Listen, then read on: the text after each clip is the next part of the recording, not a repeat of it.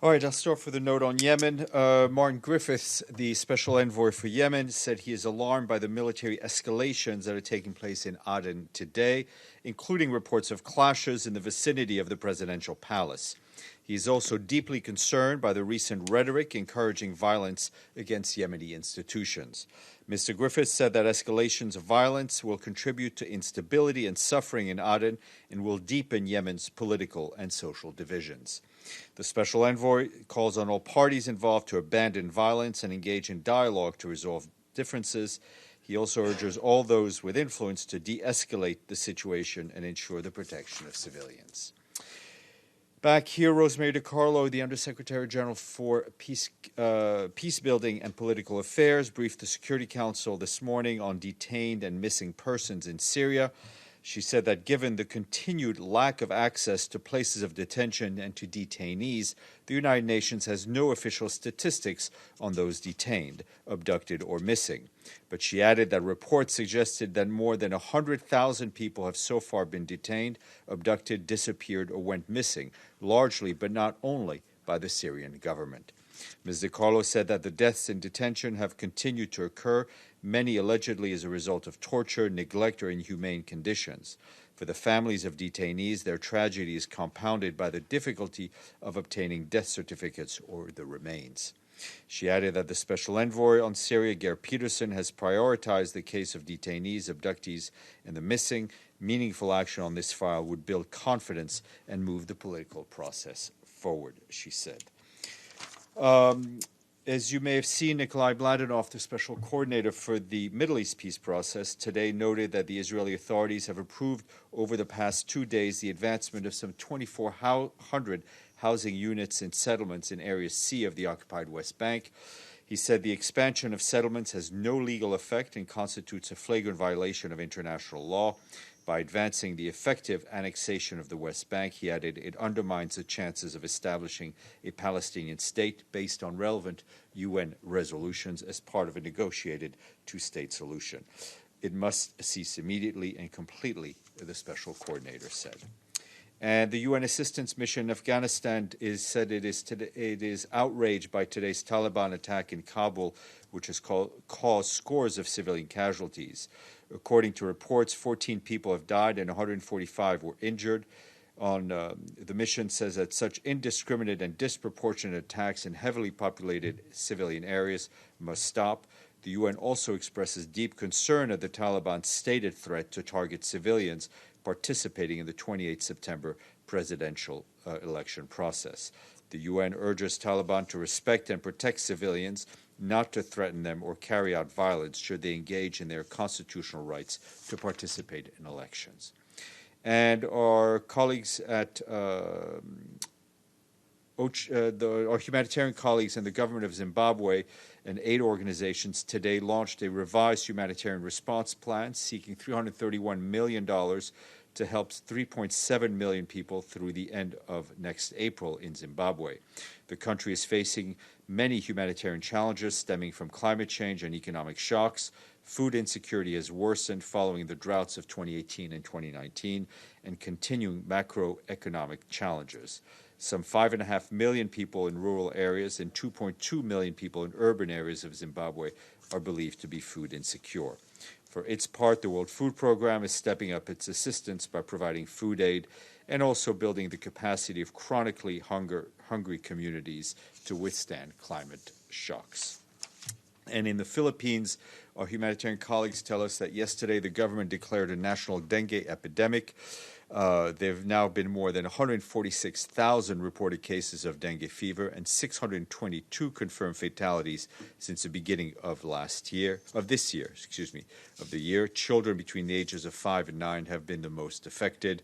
The government is leading the response, assisted by the Philippines Red Cross and the World Health Organization. And some good news in terms of mediation. The United Nations Convention on International Settlements Agreements resulting from mediation has been opened for signature in Singapore, and we are informed that 46 states signed it today. The convention, which is known as the Singapore Convention on Mediation, was negotiated within the framework of the UN Commission on International Trade Law and adopted by the General Assembly. The convention focuses on increasing the enforceability of settlement agreements that arise out of mediation. And tomorrow, 12:30 p.m., after we are done, myself and Monica are done, there'll be a briefing here by Dmitry Polyansky, the Chargé d'Affaires ad interim of the permanent mission of the Russian Federation to the United Nations, who will be addressing you. Yes, sir. Thank you, Steph. Yesterday there was a report about UN investigation on some of the agencies in Yemen, and they have uncovered that there were indications or for the lack of proof that it was confiscated from them in the WHO office at one part, and some of the employees at the WHO office have tipped the militia and confiscated the proofs. Another worrying story that a UNESCO official was providing UN vehicles to transport one of the Houthi leaders in order to evade monitoring by the coalition. My question is, how deep is these corruption charges, and is it only affecting the WHO or other agencies operating in Yemen? Number two, why would a UNESCO representative be involved in such providing security for Houthis, and why the UNESCO is at the first place is in Yemen in a humanitarian operation in a war zone? Well, I'm not. First of all, that's a question I think you'd have to address UNESCO. On the WHO bit, I know they're fully seized of it. They have an internal investigation going on. The WHO, like all of us in the Secretariat, have absolutely zero tolerance for any sort of corruption, and it is being fully investigated. Obviously, I think all our humanitarian colleagues in Yemen operate in a very challenging circumstances, but I know the case is being fully investigated. Follow up, please. Would the Secretary General consider conducting a full audit for all the agencies operating in Yemen? There is a internal audit being conducted through WHO. The country team is also fully seized. There's a process that needs to play out, and I don't want to get ahead of ourselves. Other than the WHO, my question is all the UN operations in Yemen. Is there any intention by the Secretary General to conduct a full audit of the UN operations, where they are going and where they are coming from? In Yemen, have a number of compliance procedures in place. They are under constant scrutiny. Yes, ma'am. Hi, Steph. So does the Secretary General have any comments on the letter sent by the Iranian ambassador Ravanchis regarding the United States sanctions on Foreign Minister Zarif, and has the Secretary General replied, or what does he plan to do? The letter is being circulated to the Security Council at the request of the drafters. The Secretary General's position, I think, has been very clear, and he expressed it himself on August 1st, is that he calls on all parties to avoid any actions that would escalate an already very tense situation. Masoud. Thank you, Stéphane. Stéphane, my question is, with 70,000 people dead and hundreds of people blinded in Kashmir by the Indian security forces, and now it has become like a trigger point for any flashpoint for any nuclear war between India and Pakistan. Why is the Secretary General so reluctant to take on this issue of India and Pakistan, which is really becoming bad to us at this point in time? Look, there's no reluctance on the part of the Secretary General. We are very well aware and following the situation with a lot of concern. Contacts are being had at various levels, and we urge all of the parties involved to exercise maximum restraint. Yes, why doesn't he engage the leaders of India and Pakistan to some sort of, because they refuse to talk to each other? I understand. I'll refer you to the last answer I just gave you. Yes, sir. We ask you this saying yesterday, Steph, about the letter sent by the Pakistani foreign minister to the secretary. You said you cannot confirm. No, the letter was received. It will be circulated as a document of the Security Council, as requested.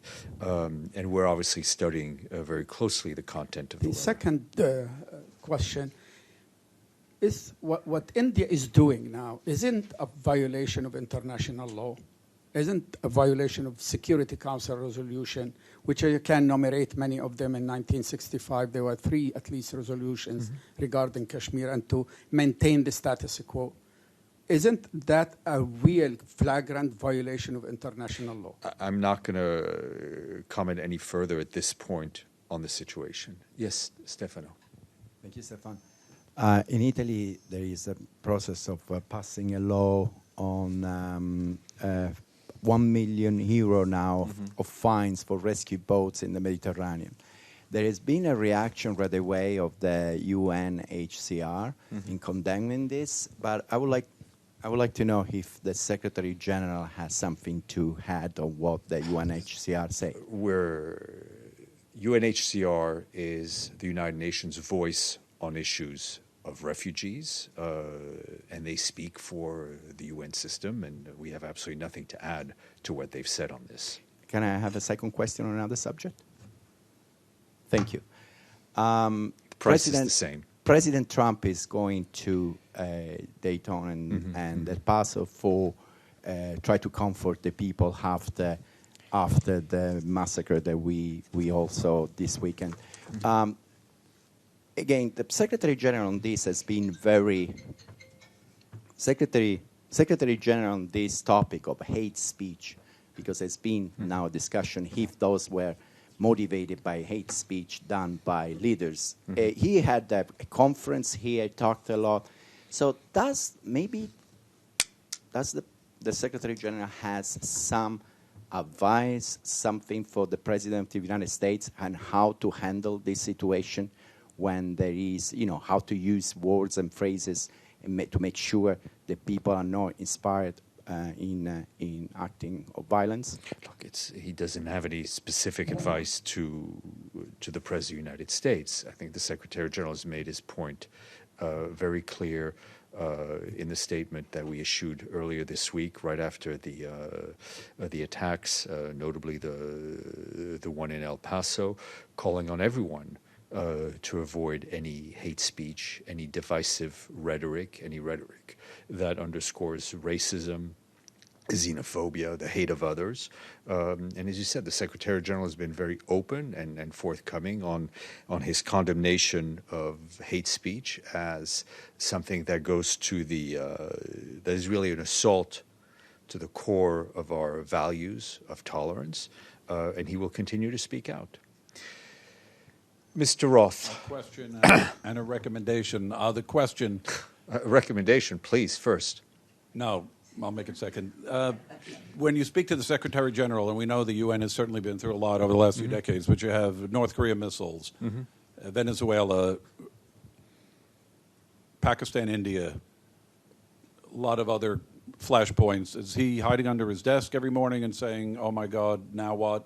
How would you describe, since you are pretty much the face of the UN most of the year, how would you describe the state of the world right now? I think he said it before. The world is in a mess. He said it. He said it before under slightly different circumstances. I don't think the circumstances have gotten any better, and I think he would tell you. He would tell you the same. The recommendation. As a former television producer there, I'm a little surprised. You're wearing a very hot outfit, white on TV, kind of flares, not the greatest, but maybe the relaxation from France has carried over. Richard, if I could only fit in your blue jacket, I would wear it. It may be hot on TV, but it keeps me cool. All right. Yes, sir. Good afternoon, Stéphane. Venezuela, as you know, the Venezuelan ambassador to the UN, he was here. He circulated a letter to the UN Secretary and the Security Council. What's the next step to prevent a full-fledged war down there? It seems like the situation is slowly edging toward a military confrontation with possibly Cuba or Russia involved. Well, it's clear that there is no military solution to what is going on in Venezuela. The Secretary General has been very supportive of the various talks that have been going on, notably, I think, the ones that took place, the efforts that were being hosted in Norway. Our focus is also on the humanitarian situation and keeping the well-being of the Venezuelan people first and foremost in our actions. Abdelhamid. Thank you.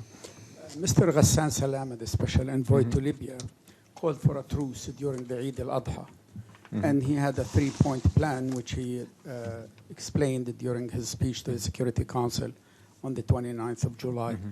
Any progress to that plan? Any breakthrough about? I've no updates, and as we have seen tragically, the violence is continuing, notably claiming about more than 40 lives just a few days ago. Madame. Thank you, Stéphane. Back to Venezuela, I know yesterday that the ambassador spoke a lot about, well, in the 2 letters, he asked directly that the Secretary General calls for an investigation on one of the permanent members of the Security Council. Does the Secretary General have any comment on that or about what's going to be next as far as? Yeah, we've been receiving a lot of letters the last few days. On the Venezuelan letter, as I said, again, it'll be circulated. We'll be studying it. For us right now, our focus is on ensuring that the humanitarian aid that the people of Venezuela get is received, and also on continuing to encourage member states and the international community to support those countries in the region that are hosting a very large number of Venezuelan migrants and Venezuelan refugees. Yes, sir. Thank you, Stéphane. About North Korea, that this is not very new, but recently special rapporteur that Mr. Quintana released and announced that North Korea's human rights violation situation, public executions are still witnessed. North Korean escaped arrest in China should not be repatriated. Family of political prisoners have no information on their whereabouts. And we today witnessed at the Security Council about detainees in Syria, various terrible situation in Syria and also in North Korea. What's the view of the Security? What's the Security General's view on the human rights violation in North Korea? Well, I would refer you to the report the Secretary General just sent the General Assembly, outlining his grave concern at the human rights situation, and I think giving a fairly detailed look at the state of those human rights in the country. And that report was shared with the General Assembly the last few days. Thank you, Monica. À toi. Et tout, Monica.